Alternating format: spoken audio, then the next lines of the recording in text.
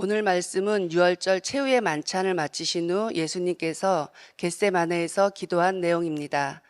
유월절 최후의 만찬을 마치신 후 예수님께서는 겟세마네 동산에서 고통의 잔이 지나가기를 간절하게 기도하십니다. 그러나 내 뜻이 아닌 하나님의 뜻대로 되길 구하셨습니다.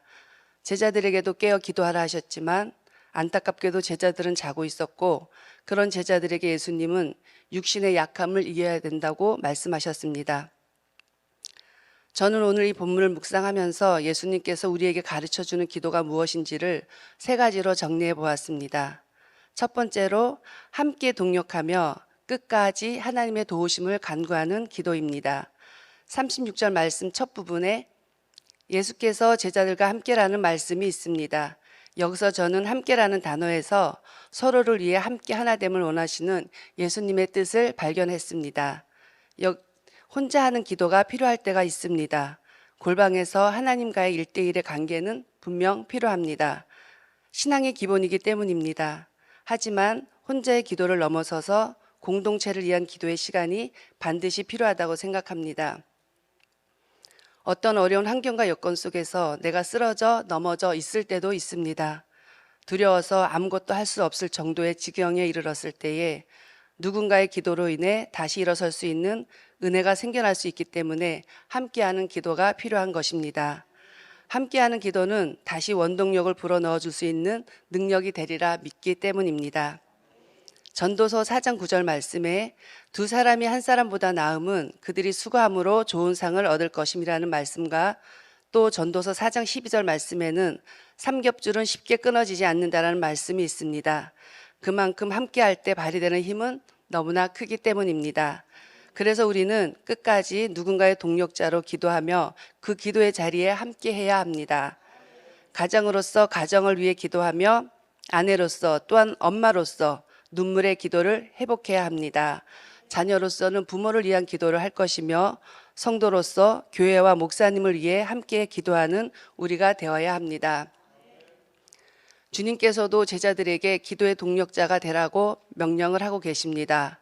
주님께서 제자들에게 기도의 동력자가 되라고 말씀하시듯 우리 각자에게도 서로에게 기도의 동력자가 되라고 말씀하십니다. 우리는 웃고 계신 성도님들의 가슴에 눈물로 기도하는 기도 제목이 보여야 합니다. 그리고 그 기도 제목을 품고 함께 기도하는 기도의 동력자가 되어야 합니다. 그리고 36절 끝에 보면 내가 저기 가서 기도할 동안 너희는 여기 앉아 있으라 라고 말씀하십니다. 여기 앉아 있으라는 의미는 끝까지 기도의 자리를 지키라는 것입니다. 세상의 많은 유혹과 완악함 속에서 우리가 신앙의 자리를 끝까지 지켜내기는 쉽지 않은 환경이지만 끝까지 기도의 자리를 놓치지 않는다면 세상과 타협하지 않고 하나님의 신앙의 자리를 지켜내리라 믿습니다. 그리고 예수님께서 겟세마네에 이르러 37절 끝절 말씀에 보시면 고민하고 슬퍼하사, 그리고 38절 말씀에 내 마음이 고민하여 죽게 되었으니 라는 말씀이 있습니다. 여기서 저는 예수님께서도 다가올 십자가 사건에 힘들어하심을 보게 되었습니다. 고난과 엄습해오는 공포 속에서 인성으로 오신 주님은 두려웠을 것입니다. 십자가 사건을 알고 계셨던 주님은 얼마나 힘들었을까요? 그래서 주님은 39절 말씀처럼 얼굴을 땅에 대고 엎드려 기도하셨을 것입니다. 그 간절한 예수님의 기도하심이 있었기에 주님께서는 그 십자가의 사명을 감당하셨으리라 믿습니다. 우리 또한 삶의 살아감에 있어 우리의 삶이 너무 무겁고 힘들 때가 있습니다. 그리고 주어진 환경 속에서 도망가고 싶고 또한 내게 맡겨진 직분들이 너무 버겁다고 생각되어질 때 우리도 예수님처럼 끝까지 하나님의 도우심을 바라보며 간절하게 기도하시기 바랍니다. 하나님은 우리의 간절한 기도에 귀 기울이시며 우리의 기도를 들어주시기 때문입니다. 함께 동력하며 끝까지 하나님의 도우심을 간구하는 기도를 했다면 두 번째로는 내 뜻이 아닌 하나님의 뜻대로 구하는 기도입니다. 39절 말씀을 다 같이 읽겠습니다. 시작. 조금 나아가서 얼굴을 땅에 대시고 엎드려 기도하여 이르시되 내 아버지여 만일 할만하시거든 이 잔을 내게서 지나가게 하옵소서. 그러나 나의 원대로 마옵시고 아버지의 원대로 하옵소서 하시고 아멘. 예수님의 겟세마네 기도의 관점은 하나님 뜻이었습니다. 예수님처럼 우리의 기도도 중심은 늘 하나님이 되어야 합니다. 오늘 말씀을 준비하며 제 기도를 돌아보게 되었습니다. 열심히 기도한다고 하면서 그 열심히 기도에는 늘 내가 중심이 되어 내가 원하는 것이었고 내 자녀를 위한 것이었으며 내 삶의 형통을 위한 것이었습니다. 중보한다 하였지만 그 중보의 기도도 나를 위한 것이었던 것 같습니다. 하지만 주님의 기도의 중심은 언제나 하나님이셨습니다. 이번 시간을 통하여 내 뜻을 내려놓고 하나님의 뜻을 바라보는 삶을 회복해야 한다고 믿습니다. 지금 우리는 사순절을 보내고 있습니다.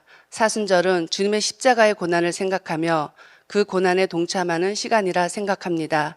우리는 예수님의 고난을 생각하며 우리 자신의 변화를 이뤄가는 시간이 되기를 기도합니다. 기도를 통하여 우리의 신앙의 상태를 다시 한번 점검하며 내 뜻이 아닌 하나님의 뜻대로 순종하며 하나님께서 원하시는 그런 삶을 살아가는 우리 모두가 되기를 기도합니다. 마지막 세 번째는 시험에 들지 않게 깨어 기도해야 합니다. 41절 말씀을 다 같이 읽겠습니다. 시작. 시험에 들지 않게 깨어 기도하라.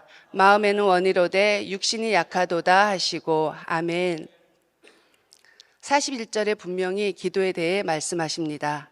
시험에 들지 않게 깨어 기도하라고. 우리는 시험에 들지 않게 깨어 기도해야 합니다. 또한 마음에는 원이로되 육신이 약하도다 하시고 우리는 우리의 게으름과 우리의 나태함을 내려놔야 합니다. 세상에는 온갖 시험들이 존재합니다. 그리고 사탄은 우리의 연약한 부분을 통해 시험합니다. 물질에 약한 사람은 물질의 시험을 주실 것이며 관계에 약한 사람은 관계의 시험을, 건강에 약한 사람은 건강의 시험을, 그런 것들로 인하여 우리를 무너뜨리려 합니다. 늘 우리의 연약한 부분을 건드리는 존재가 바로 사탄입니다. 약한 부분이기에 조금만 건드려도 무너질 수 있기 때문입니다. 그러기에 우리는 시험에 들지 않도록 늘 깨어 있어야 합니다.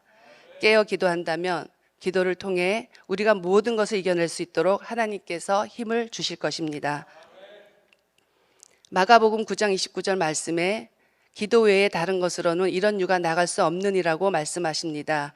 이 사건은 귀신 들린 아이를 고치는 사건입니다. 무리 중에 하나가 귀신 들린 아들을 데리고 와 귀신을 내쫓아 달라고 제자들에게 부탁하였으나 제자들은 귀신을 내쫓지 못하였습니다. 그러나 예수님께서는 그 일을 행하셨습니다. 제자들은 예수님께 묻습니다. 우리들은 어찌하여 귀신을 쫓아내지 못했는지를. 그때 예수님께서 말씀하신 내용입니다. 29절 말씀에 이르시되 기도 외에 다른 것으로는 이런 종류가 나갈 수 없느니라 라고. 이렇듯 기도는 사탄의 공격에도 능히 이길 수 있고 이길 수는 힘이 있으며 능력이 있습니다. 그래서 우리는 시험에 들지 않게 항상 깨어 기도해야 합니다. 또한 하나님은 기도하는 사람과 함께 하시고 지켜주시기에 어떠한 공격에도 우린 넉넉히 승리할 것이라 믿습니다. 사랑하는 성도님들, 이번 시간을 통하여 기도의 영성을 가지고 끝까지 누군가의 동력자로 함께 기도하시기 바랍니다. 그리고 항상 깨어 기도하며 시험에 들지 않도록 기도하시기 바랍니다. 또한 내 뜻이 아닌 하나님의 뜻을 위해 기도하는 율전의 모든 성도님들이 되셔서 하나님 앞에 모두가 아름답게 쓰임 받기를 간절히 기도합니다. 기도하겠습니다. 사랑의 하나님, 사순절을 보내며 저희들이 다시 한번 저희의 신앙 상태를 점검하며 주님의 십자가 사랑 위에 무릎 꿇고 나를 온전히 돌아볼 수 있는 시간이 되게 하여 주시옵소서. 그리하여 우리를 향하신 하나님의 그 귀한 사역에 함께 동참하여 하나님의 일들을 넉넉히 이루어 드릴 수 있도록 도와주시옵소서. 감사를 드리며 우리의 구원자 되시는 우리 주 예수 그리스도의 이름으로 기도드리옵나이다. 아멘.